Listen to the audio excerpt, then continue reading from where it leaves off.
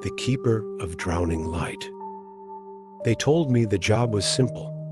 3 months alone at Drowning Light, a crumbling lighthouse on an island so remote it didn't appear on any map. The pay was enough to erase my debts, and the silence they promised would erase the rest. I should have asked why the last keeper vanished. I should have asked why the brass key they gave me was warm to the touch, like something alive.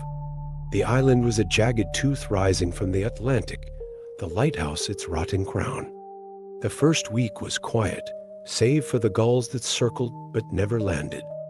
Then the storm hit. Not a storm, a thing. Rain fell sideways, black and thick as oil. The waves didn't crash.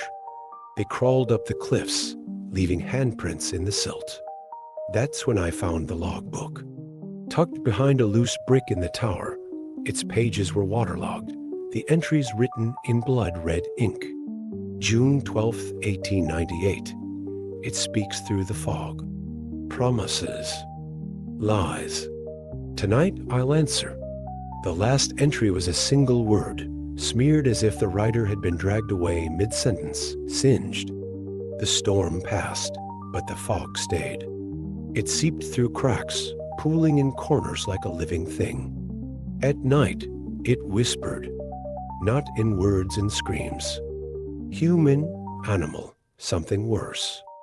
I tried to radio the mainland, but the static hissed back, "You're mine now, keeper." I drank to drown it out. Bad idea. The whiskey tasted like salt water, and the hallucinations began. Shadows in the shape of men dripping wet, sitting at my table. One had my father's face. He drowned when I was 8. "You let me die," the shadow said, seaweed dangling from its jaw. "Now you'll join us." In the lighthouse cellar, I found a rusted trunk. Inside, a captain's uniform from the 1800s, moth-eaten and stinking of brine, and a music box. When I wound it, the tune was familiar, a lullaby my mother sang before she left. The lid snapped shut, slicing my thumb. Blood dripped onto the uniform, and the fog shrieked. That night, the light died. Not the bulb, the lens. I climbed the tower to find it cracked, the glass webbed with hairline fractures. Through them, I saw the ship. A ghostly galleon, sails tattered, anchored just beyond the reef.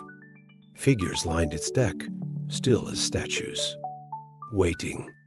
The radio crackled to life. A woman's voice, sweet as rot, "Light the way, keeper." Bring him home, I drank again. The whiskey was salt water now. The shadows returned, this time with tools, rusted hooks, barnacle-covered chains. They dragged me to the cellar and forced my hand onto the music box.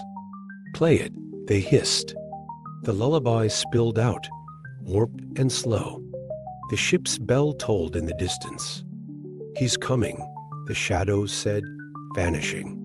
He arrived at low tide. The captain. Not a ghost, something that were ghosts.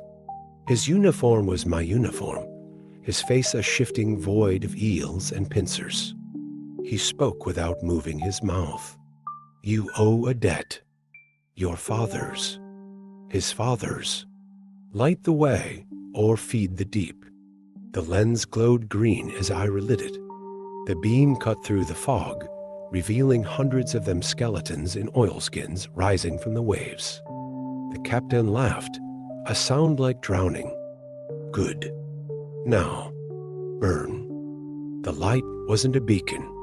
It was a weapon. The beam ignited the ship's sails, then the sea itself. The skeletons writhed, melting into foam. The captain howled, clawing at his face. "Stop. You'll kill us both." I didn't stop.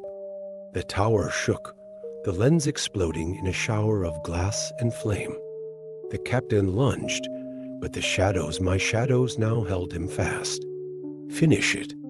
They roared. I plunged the key into his chest. Salt water gushed out, filling the tower, dragging me under.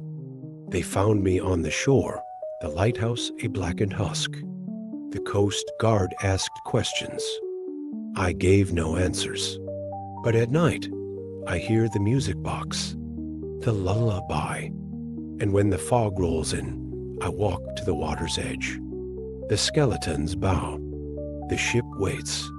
The captain's hat fits me perfectly.